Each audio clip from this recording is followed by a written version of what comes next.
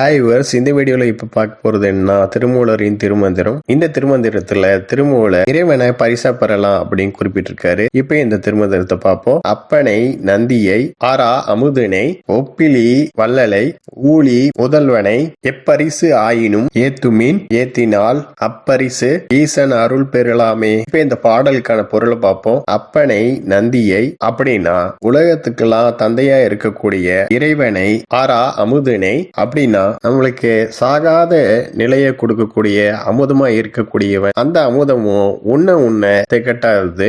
ஒப்பிலி வள்ளலை அப்படின்னா யாரோடையும் ஒப்பிட்டு பார்க்க முடியாத வள்ளல் குணம் கொண்டவன்.